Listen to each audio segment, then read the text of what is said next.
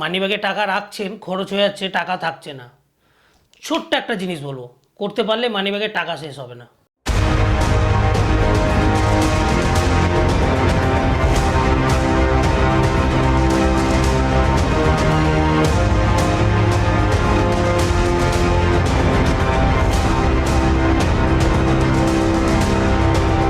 নমস্কার, আমি তন্ময় আচার্য বলছি। আজকে একটা ছোট্ট টিপস দেবো, খুব সুন্দর দেবো এবং এটা খুব দাদাভাইদের জন্য খুব উপকারী হবে, খুবই উপকারী। মানিব্যাগে টাকা রাখছেন, খরচ হয়ে যাচ্ছে, টাকা থাকছে না।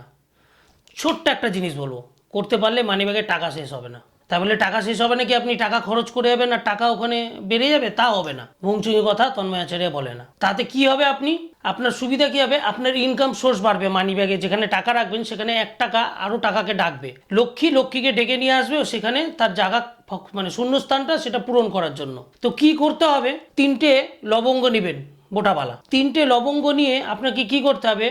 আপনার বাড়িতে যে বিবাহিত নারী রয়েছে সেই নারী যে সিঁদুর কপালে পরে সে সিঁদুরে এক রাত্রির জন্য রেখে দেবেন 3টে লবঙ্গ। রেখে দেওয়ার পর পরের দিন স্নান করে উঠে ওই 3টে লবঙ্গ একটি হলুদ কাপড়ের মধ্যে, ছোট্ট একটু হলুদ কাপড়ের মধ্যে 3টে লবঙ্গ দিয়ে একসাথে একটু মুড়িয়ে হোক বা সুতো দিয়ে বেঁধে হোক বা গাডার দিয়ে যে কোনোভাবে ওটাকে একটা জায়গায় পুটলি করে আপনার মানিব্যাগে রেখে দিন।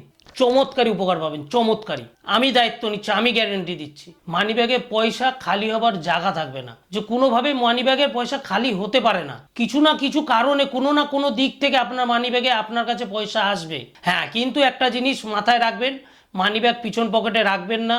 মানিব্যাগ পিছন পকেটে রাখা ভালো না। ডাক্তাররাও বলে মানিব্যাগটা চেষ্টা করবেন সামনের দিকে পকেটে রাখা, তাতে আপনার মানিব্যাগটাও ভালো থাকবে, পয়সাও ভালো থাকবে এবং শরীর সেটাও ভালো থাকবে এবং কোমরটাও ভালো থাকবে।